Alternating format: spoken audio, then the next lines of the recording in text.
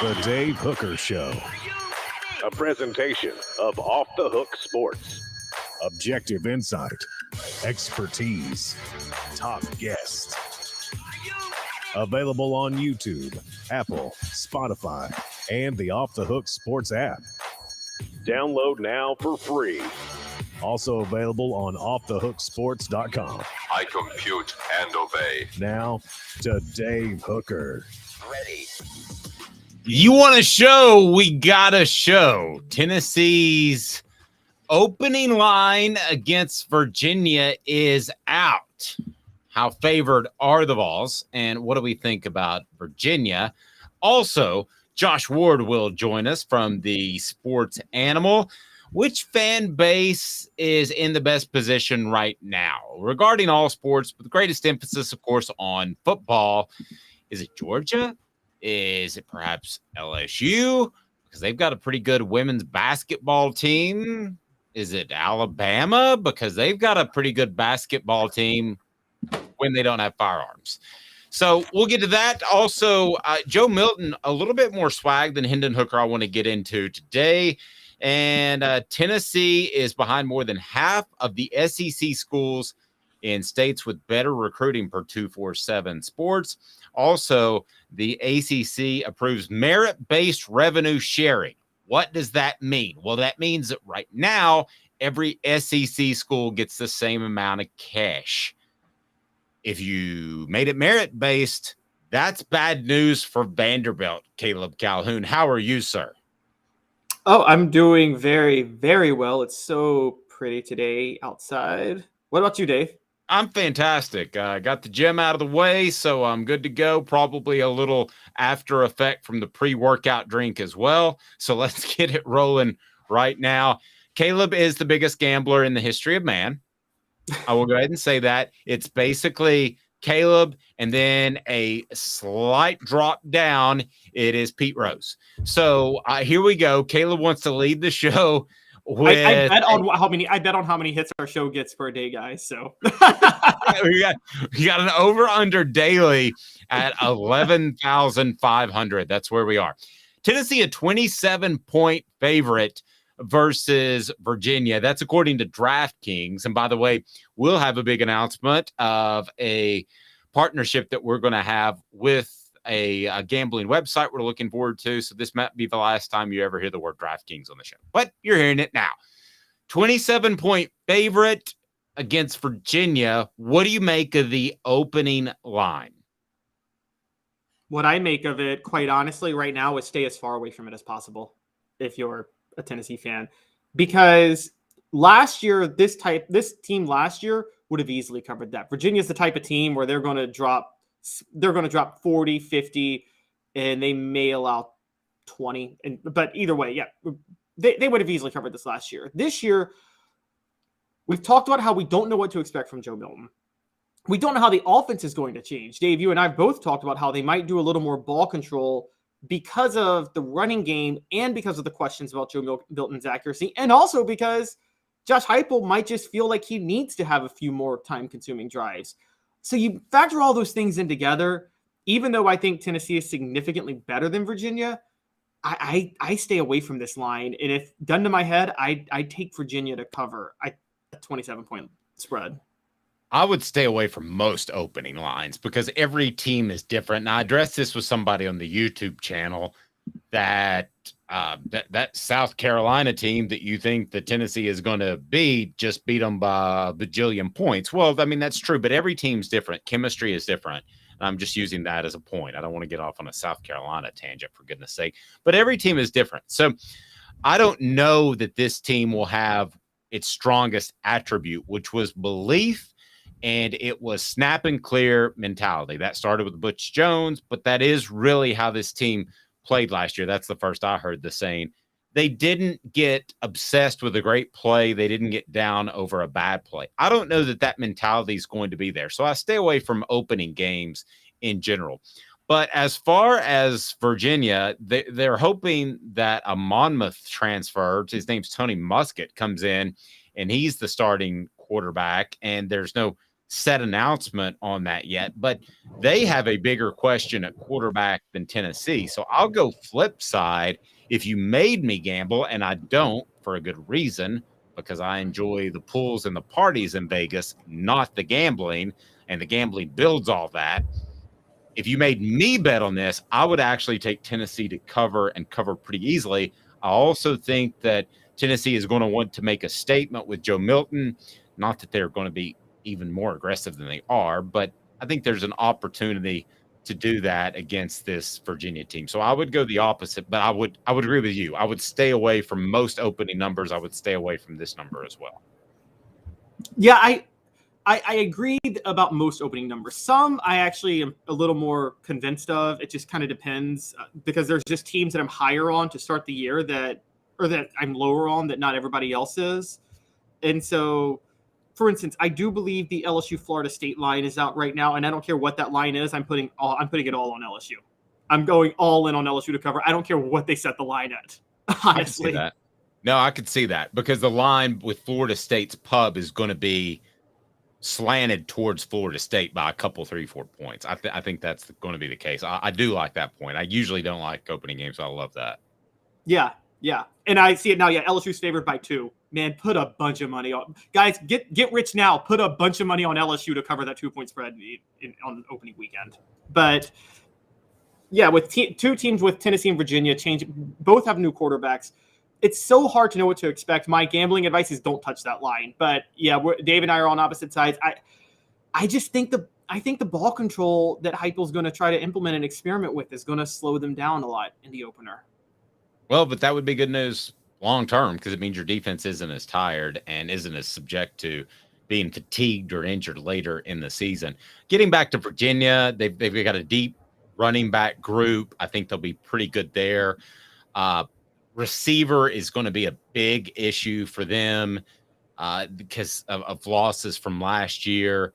And the secondary has to replace some monstrous holes, 2 all-ACC cornerbacks in Anthony Johnson and Fentrell Cypress II.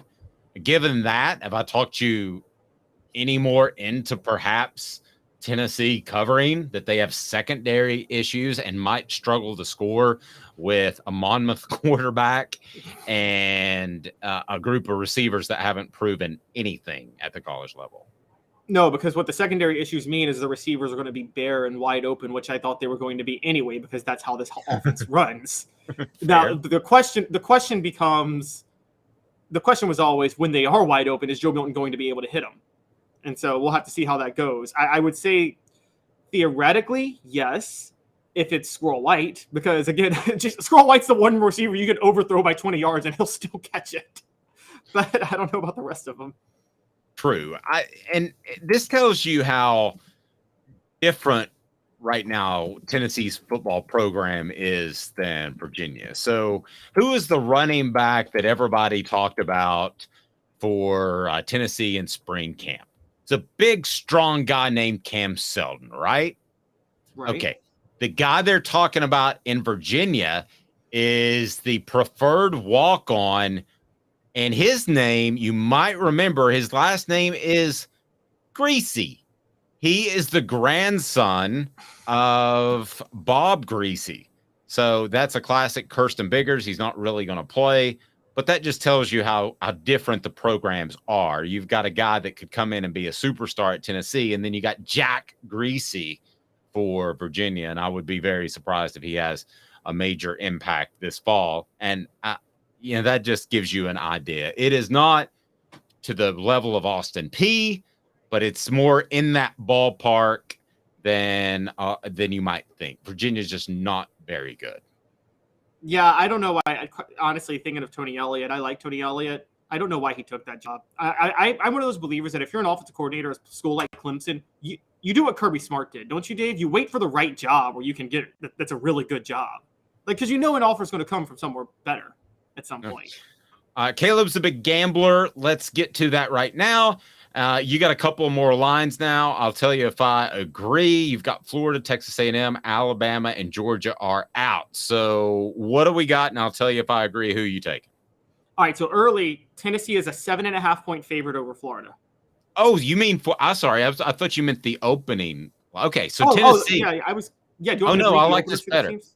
No, I like this better. I misunderstood you in the 4:15 production meeting we had this morning. Okay, so Tennessee is a what spread over Florida? 7.5.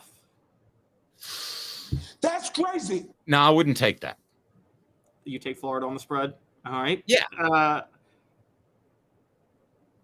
I'm taking Tennessee. I'm taking Tennessee on the spread. I think they're going to do it. That's I think they're going to do it.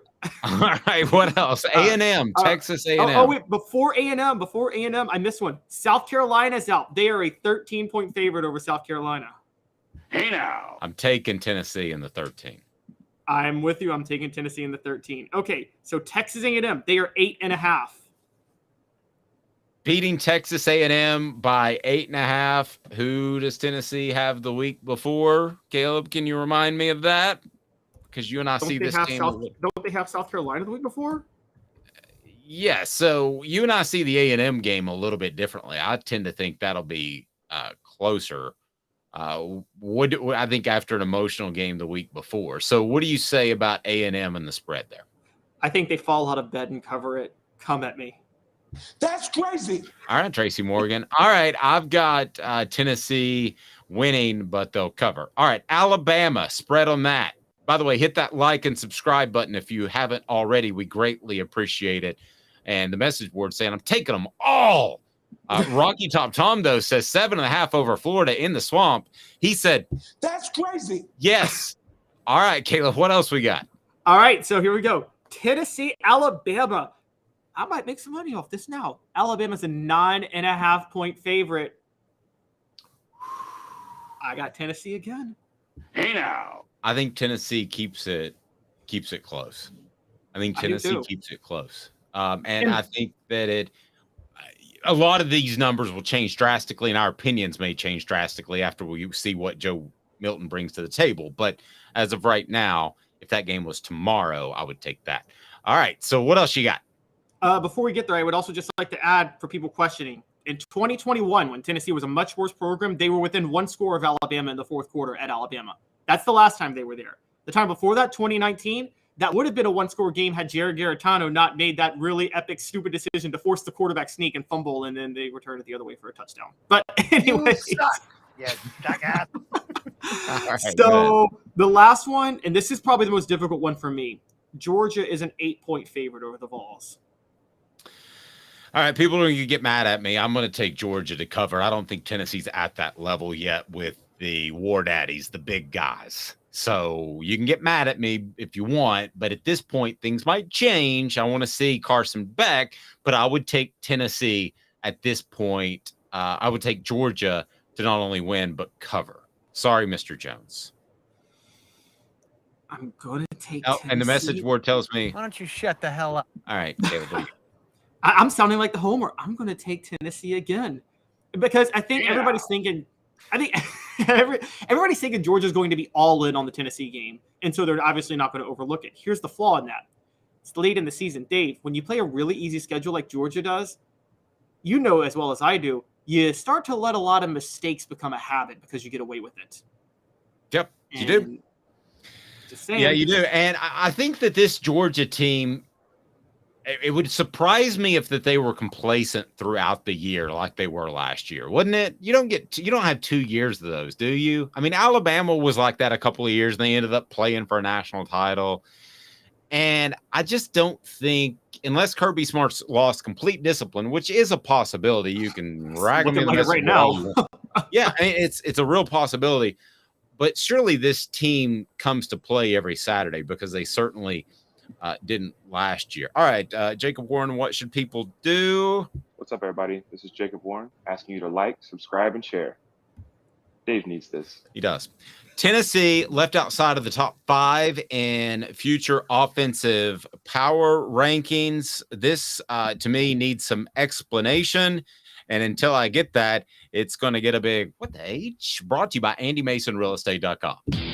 What the? What was he thinking? Release the hounds. The Dave Hooker Show. Keep cool. A presentation of OffTheHookSports.com. AndyMasonRealEstate.com. Go there if you're thinking of selling or buying a home. Best prices, best service in the biz. It's just that simple. It's phenomenal. AndyMasonRealEstate.com. I wouldn't trust anybody else. My home, AndyMasonRealEstate.com. Over 40 years of experience in his office. So how's Tennessee left outside of the top 5 in the future offensive power rankings? What the H in honor of the late Norm Macdonald? Yes, and for those who don't, this is by Adam Rittenberg of ESPN. And for those who don't realize, future Huge offensive Big Ten power, guy. Huge Big Ten guy. Worked with him. yeah, and future offensive power rankings go for 2023, 2024, and 2025. So even if you have questions about Joe Milton, how do you ignore Nico being on the team for 2024 and 2025? But yeah, Joe Milton could essentially dump the bed, and Nico could come in, and I think Tennessee is going to be good for the next couple of years. If Joe Milton doesn't work out, which I think he will, but you got Nico. All right, so I don't get this. Tell me why this makes sense. Do I need to call Adam Rittenberg and have him on the program? yeah, this doesn't make any sense. I will give him 2 teams, the top 2. So number 1, and by the way, I'm not saying it's clear these are better than Tennessee. I'm saying these aren't egregious. Number 1 for him is USC. Okay, Lincoln Riley runs a similar offense to Josh Heupel. He runs it out west. Fine. Ohio State, number 2. Fair enough. Tested and true offensive system. Whatever we think of Ryan Day, that offense has been that offense for a long time. Here's where your heads are going to explode. Number 3, Georgia.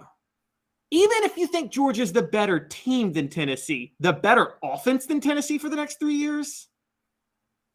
No, I don't even think they want to be the better offense. Yeah. In some sense. I think they want a ball control, which isn't statistically the better offense, which I believe would be what Adam Rittenberg is referring to. Probably. But Dave, for the next 2, we need Tracy Morgan on blast. We need him maximized. Oh, he's ready. 4th, Alabama. That's crazy. All right. Why in the world would Alabama be 4th ahead of Tennessee? According to Rittenberg, Alabama's offense has become a mainstay near the top as Saban embraced a philosophy around quarterback play and piling up points. He clearly hasn't done his research on the new offensive coordinator they just brought in. So that's insane. It makes no sense. And like you said with Georgia, I don't even think Saban wants Alabama to be ahead of Tennessee offensively. And so this is just insane. But number 5 is like Tracy Morgan magnified, because number 5 is the worst of all of them. Michigan is ahead of Tennessee. Michigan. That's crazy.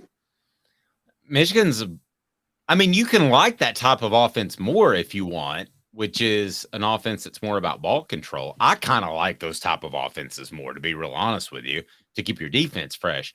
But at the end of the day, if this is based off production, I don't see how Michigan compares to Tennessee at this point. I don't. Yeah. They don't at all. They don't at all. And like people, I guess they're looking at like points per drive or per possession or something like that. But I still think Tennessee was pretty high on that last year. I mean, I could be wrong on that, but I'm pretty sure that even if you factored that in, they were still near the top. Now, a great point brought up by Rocky Top Tom here. It's because Darnell Wright is gone, Dave. Our offensive line has a lot to prove. Now, Darnell Wright, I'm more of an offensive line guy than anything else. I think that's where games are won and lost. I hate that phrase, but it's true. Up front on both sides. Old school SEC guy, Dave. Yeah, but I am a Darnell SEC football in the 80s. But I tell who was the first to tell everybody that Darnell Wright was the best player on the football team? I told you that in August. Okay, so I'm not in any shape, form, or fashion trying to say that they just move on and everything's fine without him. But I do happen to think this year they have enough talent where they'll be just fine. My concern is what they lose for 2024 on the offensive line. But I think Tennessee's offensive line will actually be good this year. I'm not going to say better than last year because you don't lose a Darnell Wright and get better. But as a whole, I don't think they take a major hit. Now, I think they're a little thin on the interior. I don't think you want to lose a guard or Cooper, especially to injury. But I think Tennessee's offensive line will actually be a strength, Rocky Top Tom. I really do. And also, even if it's a question this year, do we really think it'll be a question 3 years running? I mean, this Josh Heupel offense is tested and proven at 2 other stops. Well, So- no, I do have a question. I mean, I do have a question long term. I have a question in 2024, 2025. I think he needs more of this big cats to come in. So, yes, I have a question after this season, and maybe transfers and maybe guys develop. But, yes, I think there's concern about not having enough big guys. And that's not just me saying that. That's from some people within the program that's where they need to beef it up. And I think everybody said that publicly. I don't think that's any declaration of anything unknown, right? I mean, I don't see that. Go ahead. He hasn't filled out a recruiting class or filled out a transfer class yet since Darnell Wright went in the top 10. And I bring that up because I'm pretty sure a lot of elite right tackles in the portal and in high school are looking at that right now and really seriously considering Tennessee. And you got to think, before that, I'm sure a lot of these guys felt that Tennessee was not a destination for offensive linemen to be able to thrive. But when Darnell Wright goes in the first round, when Cade Mays was drafted the year before, and Jerome Carvin inks a deal with the team as an undrafted free agent, I think you're starting to see offensive line realizing they could easily go to Tennessee and develop to NFL prospects. Yeah, I like Campbell and Mincy at tackles. Okay. I like Carrick at an interior position at guard a lot. I like Spraggins a little more than okay, but not a lot. And I think we all know that Cooper Mays is an all SEC top center. So I don't think their offensive line's an issue this year at all. I really don't. Even without Wright. But I think that in 2024 and 2025, as someone told me, that's where it gets dicey. And that was the exact term they used. And I think it does get a little bit dicey if they can't continue to hit on transfers, in particular at the offensive line position, or they can't develop guys or go get the big guys. I mean, they haven't gone out and got a Cade Mays, for instance. You know, that type of 5-star guy coming out of school, a high school, that is ready to play. They haven't got that cat yet. And you need 2 or 3 of those cats pretty much every recruiting class, because the old saying that I had was it's 50-50. You look at a recruiting class, 50% of the guys will be contributors or stars, 50% will be washed up and gone from the program. So you really need to hit on 2 elite offensive linemen a year at the very least, and supplement them with some 3-star guys as well. But I don't see that yet. Maybe that happens, but right now it seems like they're having more success at other positions. But the great Derek Dooley determined that you don't need an offensive line. You can go a full class without an offensive line. I will tell you this. And that reminds me, when he said that a running back makes a great offensive line more than a great offensive line makes a running back, I was so close, because I was considering a career move at the time. Anyway, I almost put my pen and pad down and walked out of the room. It was the most absurd thing, that a running back makes an offensive line more than an offensive line makes a running back. That was his first spring practice. I will never forget that. And then I remember his exact example was LaDainian Tomlinson has made yards no matter who he's run behind. I'm like, well, he's been running behind a great line for like 10 years. So, and you don't have a LaDainian Tomlinson. I mean, Barry Sanders did a pretty good job at that, but do you have a Barry Sanders? I think not. 2 minutes. Josh Ward will join us. We love him. Which fan base is loving life right now? We rank them based on all sports, but probably weigh football pretty heavy. Stay tuned. Off the Hook Sports, 2 minutes. Family has been creating jewelry since 1986. Each piece unique, with a story all its own. I'm Rick Terry with Rick Terry Jewelry Designs. I'm a jeweler, and I want to be your jeweler. We're grateful that you chose us to be Knoxville's best jeweler. My family and staff look forward to serving you. So please come see us. Kingston Pike and Campbell Station Road in the heart of Farragut, and downtown on Gay Street, right next to the Tennessee Theater. Hi, Mike Davis here with City Heating and Air, reminding you to always dare to compare. Our team provides quality local heating and air service, installation, and maintenance across East Tennessee.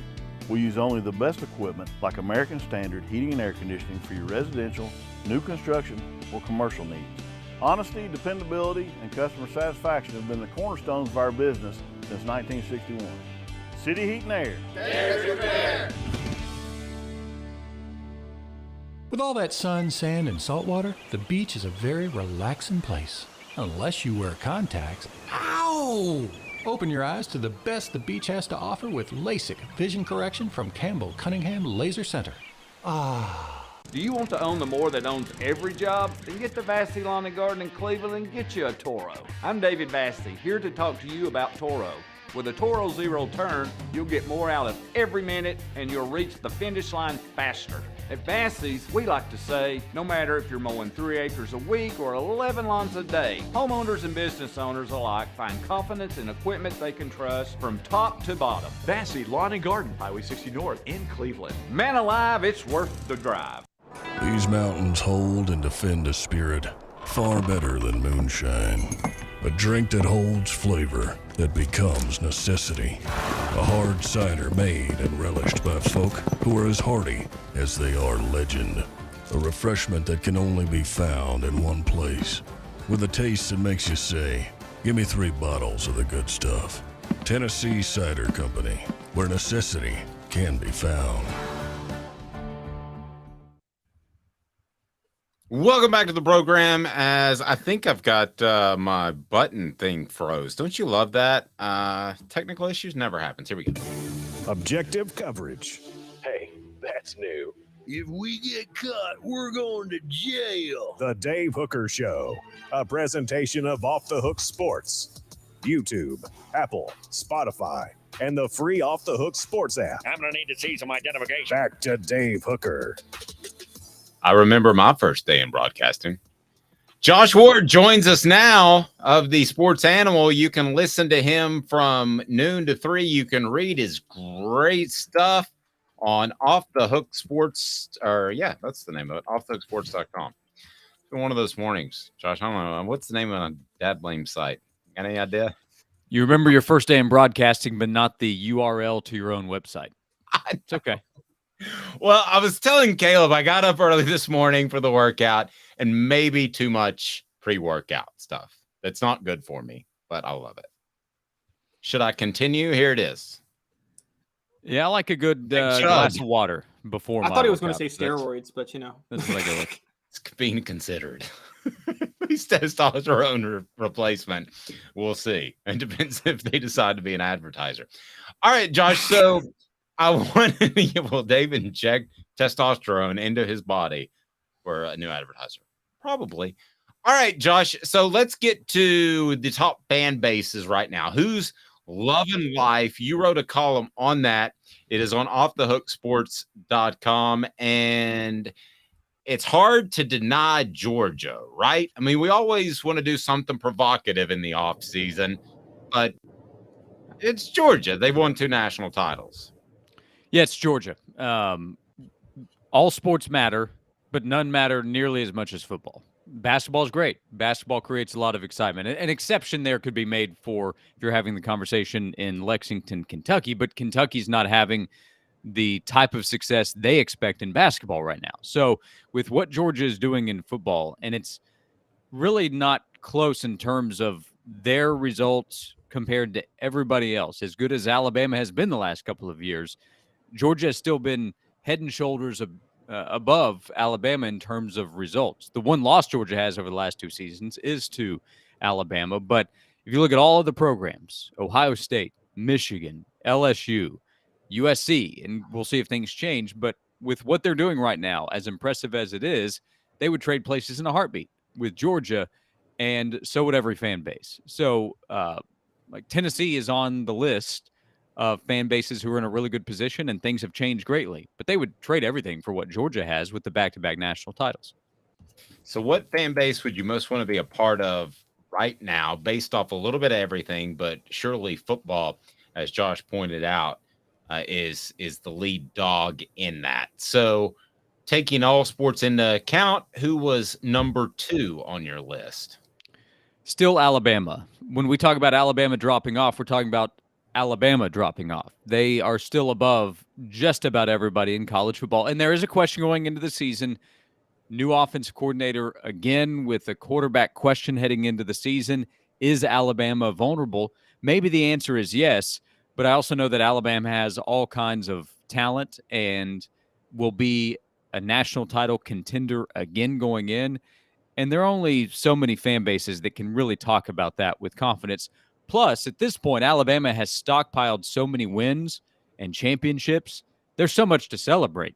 So you have that. You have Alabama basketball, which needs to improve its image, but they're still at the top of the SEC on the court. And it's an athletic department that has a bunch of riches thanks to the football success. So while Alabama fans may be frustrated because it's been 2+ seasons since they won a national title, they've won a bunch of national titles, and they will have a chance to win another one this year.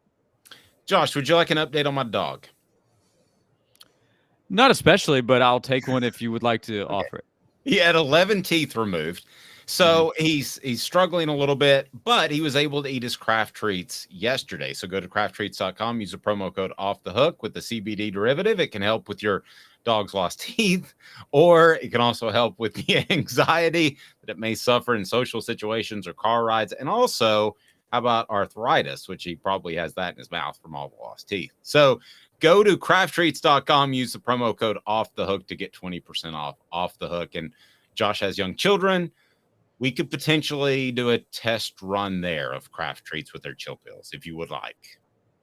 There's very little currently that separates Max from dogs. So yeah, he would happily test him out. I promise you.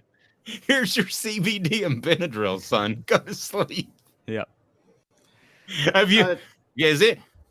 I'll admit I gave Benadryl to kids on a long road trip. Is that bad? Does that make me a bad parent?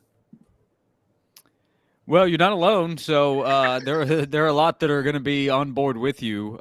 Our kids travel pretty well, knock on wood, because we'll be doing some traveling this summer. But we're also fortunate to be in a minivan DVD world, so we don't give them Benadryl, we give them Toy Story 2. Nice. All right, go ahead. I won't tell the story about how on a family trip we got hit in the rear in North Atlanta by a drunken illegal immigrant, but that's fine. Go ahead, Caleb. It's a true story. Josh, so what are any of these fan bases, has anything ever topped being a fan or a student at Florida from 2005 to 2008, where you got 2 national titles in basketball, 2 national titles in football? Although at the same time, was it worth being a fan and being on campus at the time when you know you might get stabbed by a player on the Florida Gators too? So Yeah, I was going to offer as long as you didn't get assaulted during that time. You probably enjoyed, and some fans might have said, "Hey, that's cool as long as we're winning." So yeah, that was a great run because you have football and basketball at the top, and at the time, 2 of the best coaches in each sport, no doubt, in Urban Meyer and Billy Donovan. And Florida is not in that position right now, not even close. And that's why Florida fans are rightfully upset, because they've seen what their top programs are capable of. And right now, they're nowhere close to that. That can change. But Florida fans have, if we did an annual ranking of this, top 5 fan bases in the best spot, Florida would be at or near the top a lot of the time. But football now has waited for a long time to get back to the top, and basketball is still trying to find its way to where Billy Donovan had it. So mid-2000s, great time for Florida fans meeting the very high expectations. They're far away from that point right now. Let's get back to the list for a second. So Georgia 1, Alabama 2, who's 3, and where does Tennessee fall? The best SEC fan bases to be a part of. Yeah, so I have LSU number 3, just ahead of Tennessee. LSU has a football team that will be preseason top 10, and I think a legitimate national title contender. Not favorite, but contender going in. They have an athletic department. Well, so here's what I think most fans of programs that have legitimate national title potential want. Most fans want an athletic director and department that will go spend and will be aggressive in getting the people that are capable of getting the job done. And I don't think there's an athletic department that is more aggressive than LSU in that. LSU has said, we're going to go get a football coach that can win.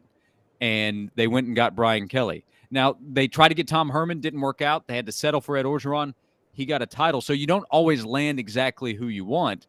But even in that case, they got Ed Orgeron instead, They still won a national title. So the potential of the job is always so great, no matter who's in that position, because of the talent that you're going to have. So LSU fans almost always are in a position where they can expect a lot. And right now they can expect about as much as anybody. And then you can go through other sports as well. They go get Kim Mulkey, and she brings a national title in a couple of years to LSU in women's basketball. That again speaks to what LSU attempts to do. So if you're an LSU fan, you're having a lot of fun and you have a lot to look forward to. Being just ahead of Tennessee, Tennessee's behind LSU because they're still trying to get to that championship level in these sports, especially football and men's basketball. But they've been so good for quite a while now in basketball. Football is back. They just won the all sports trophy. So you do have these other sports that are succeeding. So if you're following other sports that don't get the same amount of attention, you're having a good time there. And if you grade on a curve, I could actually move Tennessee up considering how bad it's been. So right now is a really good time to be a Tennessee fan because you have legitimate leadership, both from the academic side, I believe, and then to the athletic department, because those go together with Danny White as athletic director, and then a football coach who you can trust running the program, I believe, in Josh Heupel, and then a bunch of good coaches elsewhere. Like Tennessee baseball is going to be an NCAA tournament team, and this season's a disappointment so far. That's how high the program has risen, and the softball team has a very good chance to get back to the World Series. That program has just been the standard for so long and is almost resetting it with 2 SEC titles this year. I want to switch gears for a second and talk about some Joe Milton. First, Jacob Warren. What's up, everybody? This is Jacob Warren asking you to like, subscribe, and share. Dave needs this. Let me ask you, Josh, what did you think of Joe Milton and his demeanor as we kind of read into his mindset for the upcoming season? But he was on the Good Morning Football show, and he seemed very, very confident. What did you think of his demeanor? Because it's quite different than Hendon Hooker this time a year ago, who was, much more reserved. Yeah, Joe Milton does have Joe Cool to him. Looks the part, kind of carries himself that way. I think that he is more confident and more comfortable in the position as Tennessee starter compared to 2 years ago, partly thanks to Hendon, partly thanks to Tennessee's coaches who have helped Joe develop. He just has a better understanding of what's expected of him off the field, on the field as the quarterback. 2 years ago, he's trying to learn everything very quickly and play very quickly with the way Tennessee's offense ran, and it was just too much too soon. I think Joe's a lot he's clearly better based on what we've seen to this point, the way he played in the Orange Bowl. How much better will he be? How consistent will he be? We'll find out this fall. But Joe knows he has the talent, and now he knows that he understands more about playing the position and running Tennessee's offense. So with the natural confidence he has, thanks to his athletic ability and his arm, to go along with his knowledge that he's developed over the last couple of years and his leadership skills that he's improved over the last 2 years, that's why he looks so comfortable. Josh, Dave and I had a debate yesterday, and I wanted to get your thoughts on it. I won. I'm sorry? I won. I think I won. Do you think, and we've seen Tennessee we've seen Tennessee do this before. They did this with Eric Berry and the Hall Heisman stuff. They did it with Peyton Manning in 1997. But, sending Joe Milton to New York, going on Good Morning Football, like this is a guy who's lost his starting job twice. Do you think it's risky for them to be overexposing Joe Milton like this when we're still not sure that he could maintain a starting job for a year? Well, to be clear, it's more Spire than Tennessee. So Spire sent Joe and Ramel Keaton up there, just like last year, Hendon Hooker and Cedric Tillman went because they were kind of the big pieces. Ramel's a senior on the football team now and has been a part of the program for 5 years. So, but from the perspective of Tennessee and him representing, look, he's the quarterback. I mean, he's the starter. So if it doesn't work out, it doesn't work out either way. The Heisman odds have Joe as a person to pay attention to, not a leader. That's Caleb Williams going in at USC. So if it doesn't work out, they go to Nico, and then it's just his time. And then at that point, you really need it to work out with Nico pretty quickly because you don't have other options at that position. But if you're Tennessee, you're confident, you should be, that you have helped Joe improve at the position and that he's going to be ready to take the next step as a quarterback in this offense with everything that you're capable of doing. I also think the floor is still so high for what this offense can be that you don't have to be too worried about how it plays out. But like from a marketing standpoint, we were talking about this on my show on Wednesday. Is Joe Milton not the most marketable quarterback in the SEC? Part of that's because so many guys have moved on, but I think he probably is with the way he carries himself. All this excitement about how strong his arm is. He was in the, Barstool puts out a video of him in their offices up there throwing a football as hard as he can, 15 feet down the hallway. So he's just, there's something about him that is very exciting. He was on College Game Day on ESPN. That was a Tennessee thing. They put him out there. So he's very marketable. At some point, though, you do have to go back it up, and that's about 3 months from now. Yeah, and Brew McCoy's a better player. Then they should have sent him instead of Ramel Keaton. That's my I guess so. I think Brew's better. I agree with you. I don't know how much that matters, but Ramel's a guy that's been in the program for 5 years. So, they weren't marketing Ramel. I think it was more of a reward of what he's done. They could have taken Jabari Small. They could have taken a bunch of guys. So I don't think that's as big of a deal. But Ramel is a guy that I think is really respected. He's overlooked in this offense because Brew gets attention. There's excitement about Squirrel White with what he'll do entering year 2. There's excitement about what Dante Thornton could bring to the offense as a transfer from Oregon. And all of that is warranted. But Ramel Keaton stepped up last year when Tillman went down and made big plays for Tennessee in big games. And behind the scenes, I think is putting in a lot of work that we don't get to see, but they know about it. So I think that's part of the reason Ramel made that trip is because of the work that he's put in and how he's respected. I agree. And Joe Milton has that respect too. At some point, Tennessee might have to be in that position, or Spire Group might be in that position, I should say, as you pointed out, that they might have to take a non-quarterback if they have a true battle and you don't want to kind of anoint one guy. I'm sure they get feedback from Josh Heupel about who they take to New York, right? Maybe. I don't know if there's a seniority to it because it was 2 seniors last year, 2 seniors this year. And a lot of the trip was you go into New York, you get to be around businesses. They go to the New York Stock Exchange and get to check that out. Next year, Nico's the guy. I can say that with a good amount of confidence. Are you taking him up there? More. Yeah, but here's my bold prediction for 2024. They're projecting Nico to be the starter. But so I don't know if he's making that trip or is it 2 older guys that are making that trip. My guess is Nico, but I don't know that that's the case. So I'd like to see a defensive guy get some love. Aaron Beasley could have made that trip, or Amari Thomas could have made that trip. But I don't know what the budget is. Why can't they take more? This isn't media days. You can take more than 2. So they didn't ask me. It's not a big deal, but it is a good opportunity to have that kind of experience and that kind of exposure. I'll say that with a lot of confidence. Yeah, to me, you bring up the SEC media days, and it should be, just for the record, Jacob Warren and Cooper Mays this year, and Joe Milton. Did they take 3? Did they take 3 last year, or was it 2, Josh? I think it's because they took Flowers, they took Tillman and Hooker, so they took 3. Yeah, there you go. All right, so take 3. It should be Cooper and Jacob, and then it should be Joe Milton. And I say that with maybe slight inclination that they. Well, Jacob should definitely be there because anytime you have a chance to take a Farragut alum, you know that you'll be very well represented. This team has a number of guys, no joke, that would be good reps. I mentioned Aaron Beasley, Amari Thomas. They're leaders on the team. They've been leaders within the program in terms of the Vol Leaders campaign that they have.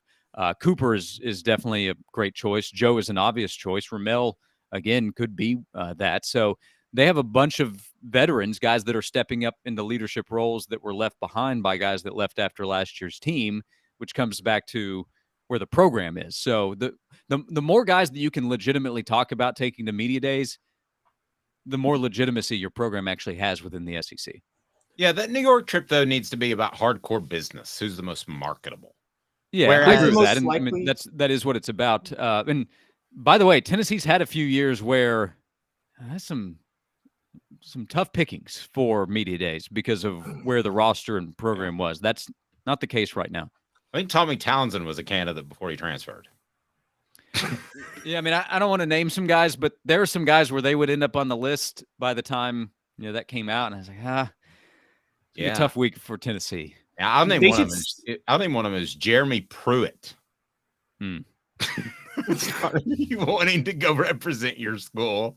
Oh, Jeremy Pruitt was better than Butch Jones the last year. Who remembers Butch Jones' last year at SEC Media Days? Well, the best to me, I think the best coach remark at Media Days from Tennessee would be Derek Dooley, 2012, proclaiming the SEC doesn't have Tennessee to kick around anymore, and he made that proclamation about 3 to 4 months before Tennessee fired him because his team got kicked around again in the SEC. Also, Tyler Braid guaranteed an SEC championship that year at SEC Media Days. I remember that. He said Tennessee would win the SEC title. Who could throw a beer bottle further, Joe Milton or Tyler Braid? That would be a good marketing campaign. The problem is they would both miss their target. Like Tyler missed his target throwing the beer bottle. And all right, let me do. I do want to play off something that Caleb said earlier. So it's not Tennessee necessarily promoting them, but do you think that Joe Milton is getting too much love before he's really proven himself? Would that be a concern in your mind if you're Josh Heupel or you're anybody in the program? Well, let me ask you this: too much love from whom? Like from the media, the outside sources. Okay. No, because I think a lot of what I see is that Joe is on that needs to prove it list this year. I'm not seeing as much first round mock draft talk as I expected, honestly, because what I'm seeing a lot of is he's one of those players that if he has a really good year, then he can jump up into that conversation, which I think is totally fair. A year ago, Todd McShay put Anthony Richardson in his top 10 in his mock draft, which actually ended up being true. So he got it right. But at the time, Richardson still had a ton to prove. So Joe is more appropriately placed, I think, in a lot of these lists.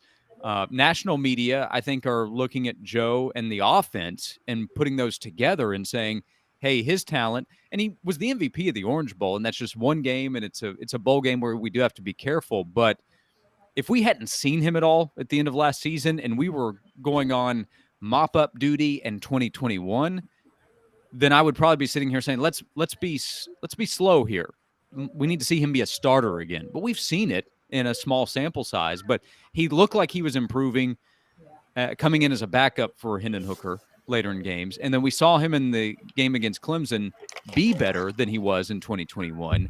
So that combined with knowing Josh Heupel's offense has so much potential, I think makes Joe Milton an obvious candidate to talk about a guy that could make a leap. But, like in media days, I don't know that Joe's going to be all SEC. He might, but he has to contend with Jaden Daniels, who I'm confident will be all SEC. Mm-hmm. Rattler's getting a good amount of attention at South Carolina, and he still has a lot to prove.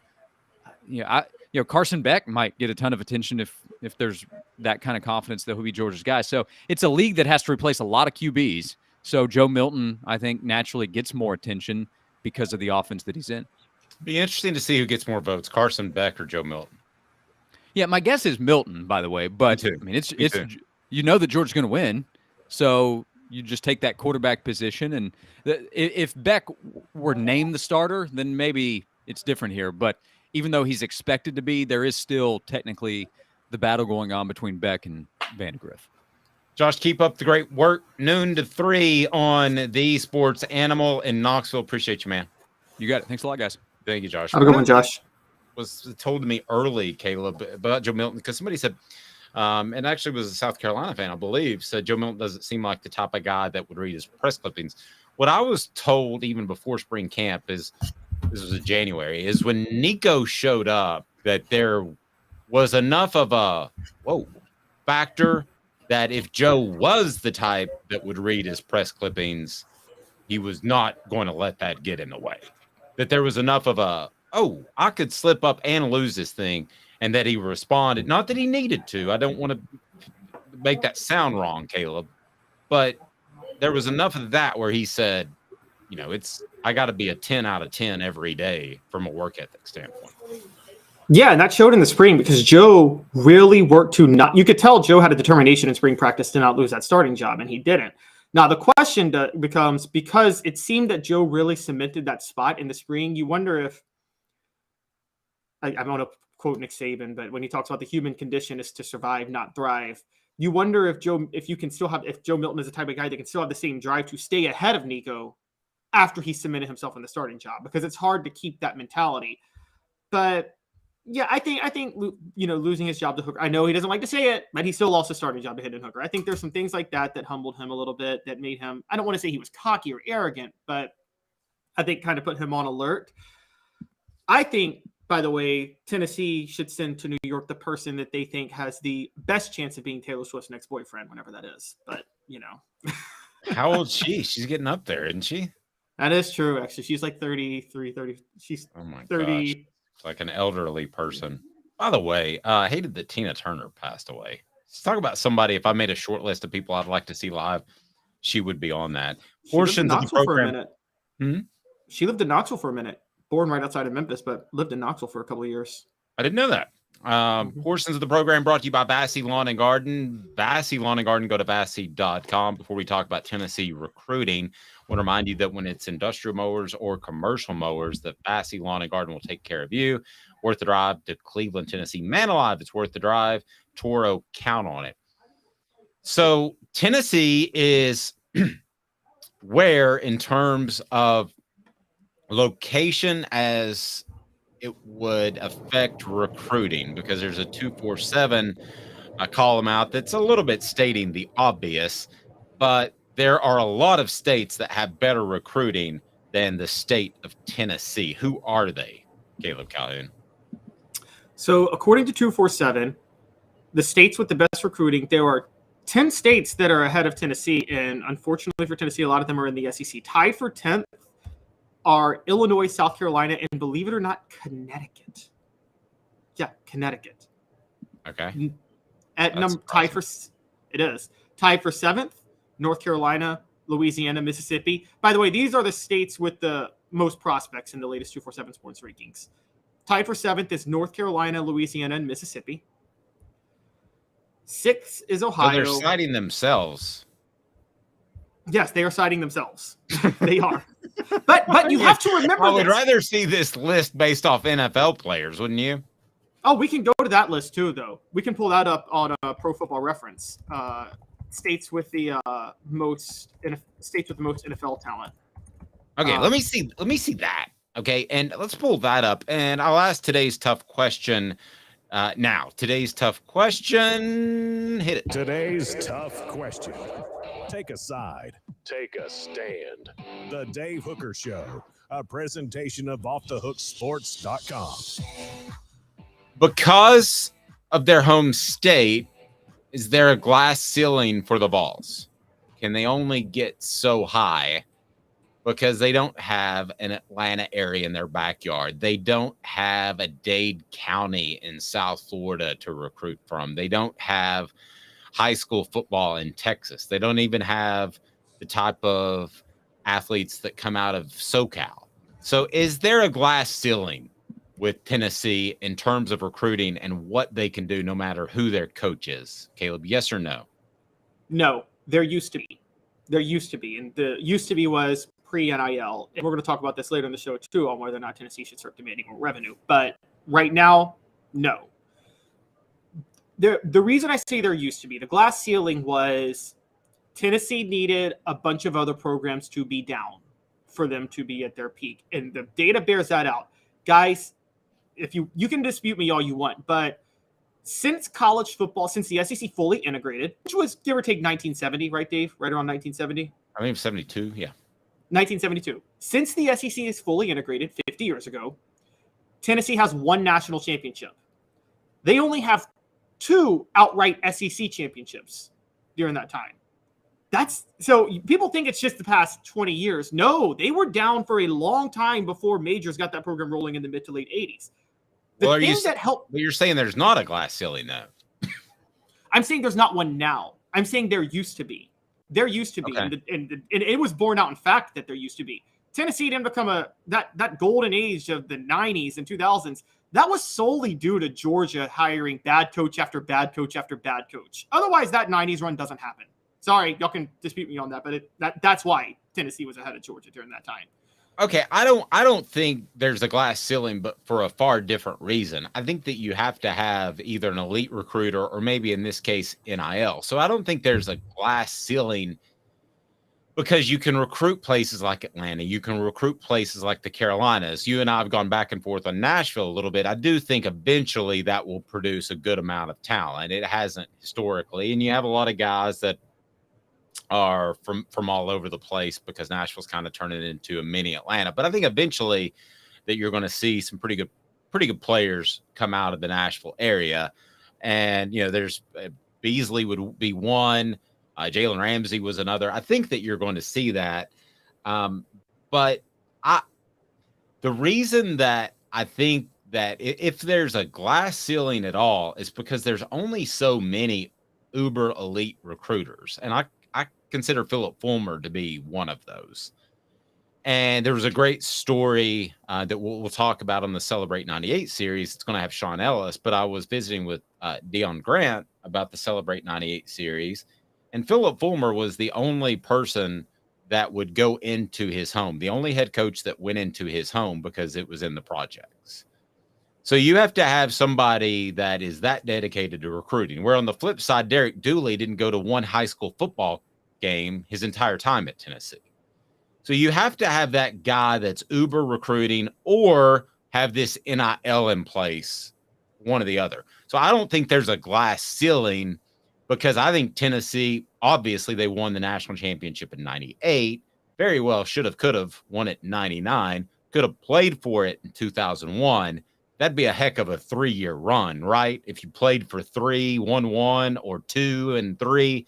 So I think it's proven that there's not a glass ceiling. You just have to have an elite recruiter or take advantage of NIL because the funds you have, one of the two. You have to take advantage of NIL. Dave, I got to be honest with you. I think in the 90s, there were elite recruiters were at a premium. I think there's a lot more now. And because let's call it what it is with recruiting. Basically what you just said about Fulmer. Recruiting is about your drive more than it is your ability. It's about how committed are you to recruiting. Am I right about that? It's how dedicated are you to it? Yes. And it's easier now too with cell phones and social media. Exactly. Remember, if you couldn't get a guy on the phone in 1995 because he didn't have a cell phone, you had to call his head coach. You had to run him down through maybe an intermediary or a parent. I mean, so I don't think it's as hard of a job now as it was back when Philip did it. Right. And so recruiting is more about dedication than it is actual skill. And there's a lot of dedicated recruiters now. I mean, look, let's be fair. Jeremy Pruitt was a dedicated recruiter. He was a dedicated recruiter. Just wasn't the best coach. But Jeremy Pruitt also had another part to his game, which helped a lot, which he was a great talent evaluator. I'll say this.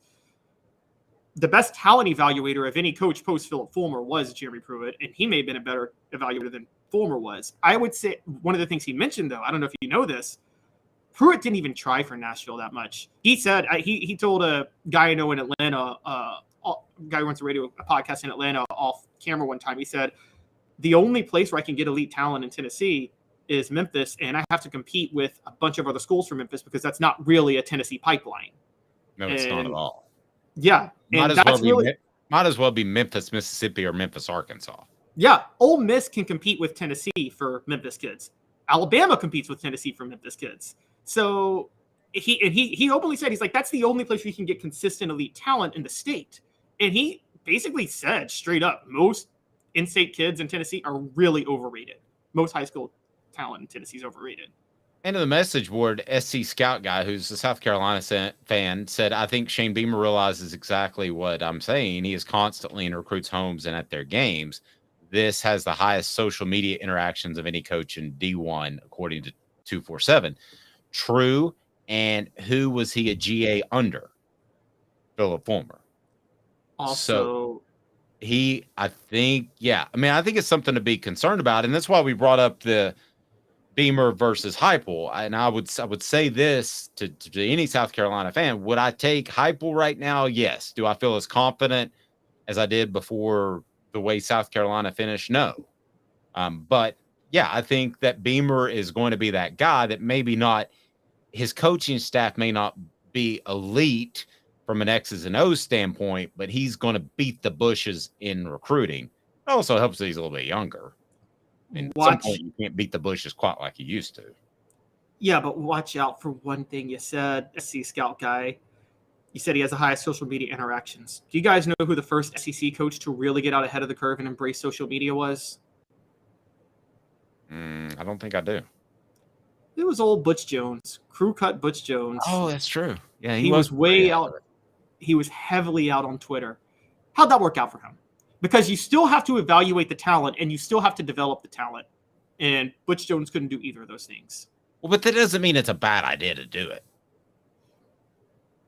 I mean, you ultimately, okay, like the Dooley thing, you have to be in front of the kids. Like the Fulmer thing, you have to be at their home. You have to do all that. But it doesn't hurt that your social media it's at most the icing on the top of the cake, right? It's to use a Dooley phrase, it's the hot sauce. Yes. But Lane Kiffin is very active in social media, not really helping him recruit at Ole Miss. No, they're all transferred and NIL guys, no question about it. But 2 minutes, why Vanderbilt doesn't deserve any money. How about that? He's Caleb Calhoun. I'm Dave Hooker, Off the Hook Sports. And Craving Wings South North Shore location, where we've heard people say that you can get the best wings in East Tennessee. Pero ¿quién es este? El número 87, Jacob Warren. I'll just do 6 on my sauce 87, please. Imposible, señorita. Dale 6 más. Look at these wings. Perfectas, deliciosas, fantásticas. Man, I don't know what you're saying, but it sounds awesome. How do you say fresh, never frozen in Spanish? Frescas, nunca congeladas. Make your way to Craving Wings and get you 6 más. But what was funny about Cadis, we were a full continuum of care at that time. We had detox, we had inpatient, we had outpatient. So we were doing a lot of the things that we do now. But now we just do them so much better. It's really a simple program, but we're complicated people. I am what I am, and now I got to do something about it. You can take your life back. Call Cadis today. Got cataracts? We can fix that. Never miss another moment. With a little help from Doctors Campbell, Cunningham, Taylor, and Hahn at cctis.com. Do you want to own the more that owns every job? Then get to Vassey Lawn and Garden in Cleveland and get you a Toro. I'm David Vassey, here to talk to you about Toro.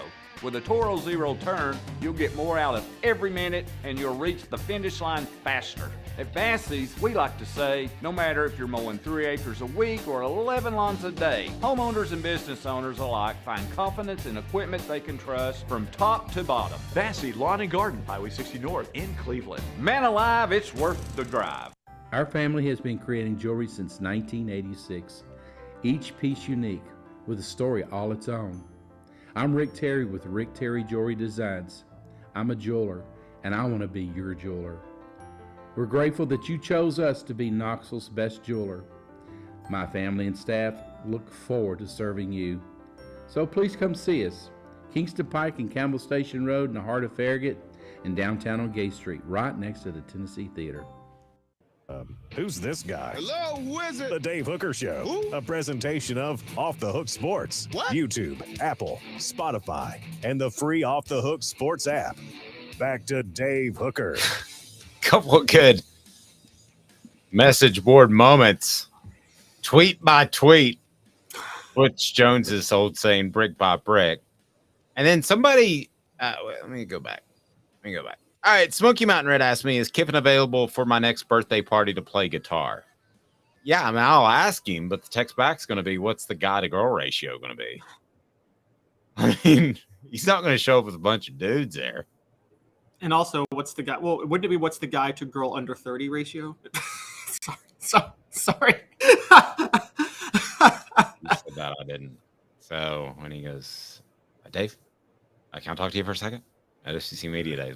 Caleb said it. It wasn't me. One other note. Of age, by the way, of age. Okay, I'm talking like Leo DiCaprio style. Yeah. Some weird R. Kelly thing going on. Yeah. All right. So the ACC has approved a merit-based revenue sharing. Okay, so let me tell you what this is going to do in the front end, then tell me if you like it on the message board. because this will destroy. Smoky Mountain Red said he can arrange that. He can arrange a strong female to male ratio. Good. And maybe I'll show up. So, by the way, it is my anniversary today. So, oh, congratulations. Yeah, pretty cool. Pretty cool. She's I outkicked my coverage. I'm the Dustin Colquitt of husbands. So, 3 years. No, 27. But all right, so here we go. This will destroy college football as you know it, but I think it will make it better. And that is the ACC has approved a merit-based distribution of funds. In other words, you do better in the athletics departments, then you're going to get more cash. Sounds like a big, huge mess, and it probably is. But here's how it will destroy college football and athletics as you know it, which might not be a bad thing, because the smaller schools that don't get as much money are already behind, because then they would get less money, so they're going to fall further behind. It's exactly like small market teams in Major League Baseball. They fall further behind while the Yankees sign a new contract with the YES Network. So if this happens, you are definitely going to see a super conference, and I'm all for it in both the ACC and the SEC, because does Vanderbilt bring as much to the table as Alabama or Georgia or South Carolina or Florida? Absolutely not. And we can talk all day about how they bring academic integrity. I don't give two flips. At the end of the day, I think that this will happen maybe at the ACC, and it will grease the wheels towards a separate super conference. So the ACC, as Smoky Mountain Red pointed out, grasping at straws. Yes, they are. They're trying to save their conference. But in reality, it's like when I sat down with Roy Kramer in 2000. And I said, do you realize what you've created with the BCS would set up a playoff because you're seeding teams? And he goes, no. I was like, okay, but no, you are. I mean, that's what you're doing. You're seeding teams. And so this is they don't mean for it to do this, but this will grease the wheels for them to fall apart anyway, and could grease the wheels for a super conference if other conferences adopt it. Thoughts, Caleb? Yes, but other conferences are not going to adopt this. And I will tell you. So. I don't think so. Because the Big 12 adopted this with Texas. It nearly destroyed them. The ACC is doing this. Here's what's happening. The ACC is doing this so they can stay in business through 2036. This way, and Florida State and Clemson and all those other schools are saying, okay, this is enough to keep us afloat until we can finally leave in 2036. This is what this is about. And so this brings, my assumption is this brings a certain level of stability back to the conference until 2036 when the whole thing dissolves. The SEC would never do this, nor would the Big Ten ever do this, because revenue sharing is essential to the conference's surviving. So you are going to have a super conference. I'm with you eventually. I think you'll have like SEC and Big Ten be AL and NL, and then an overall conglomerate league. They're going to bring all those teams with them. So Vanderbilt's coming. Here's what I think they might do, though, Dave, and this is what I think would be a great idea. Have a super conference. Treat the lesser teams. Do what FIFA does with the Premier League. Relegate?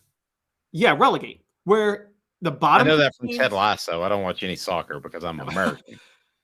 Yeah, so okay, you have a conference of 50 teams, and then you have a lower conference of 50 teams, and or maybe 40 teams, I don't know. But the bottom 3 fall out, and the top 3 come in, and that's just how it happens. And but you would never be able to get back. The top 3 teams in the bottom go in every year, and the bottom 3 teams in the top fall out every year. Yeah, but if you got less money, you're not going to have the same facilities or NIL support or anything else. You would never, if you dropped out, drop it, Mizzou, amen to that. But if you drop a team, they would never make a comeback. And see, the reason that works, they could come back in. The teams at the bottom are bound to come back into the top at some point, because somebody in the bottom half has to go into the top half every year. Yeah, but at least in soccer, you can spend more money. I mean, I don't see how that works. But I think those bottom teams would continue to be the bottom teams forever, and you might rotate them in.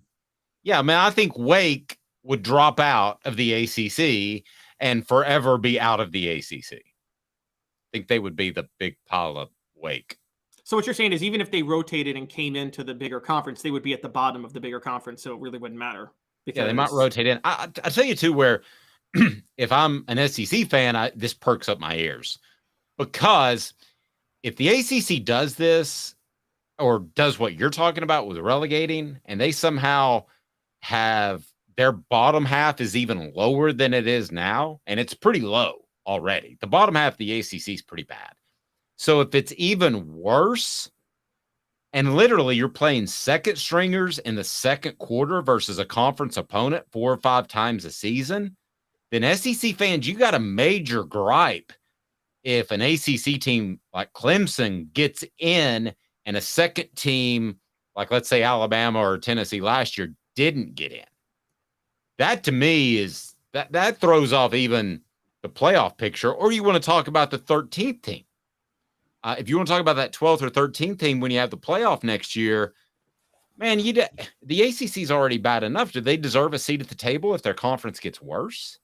Well, this is something Josh Pate brought up, which is if college football is somewhat evenly spread out like it used to be, it's okay to have these conference championship automatic bids, but it's laughable to have the top 6 conference champions get automatic bids now because there were two. First of all, as Pate points out, if you're a top 6 if you're a conference champion and you can't be in the top 12, how in the world do you deserve to be in the playoff at that point?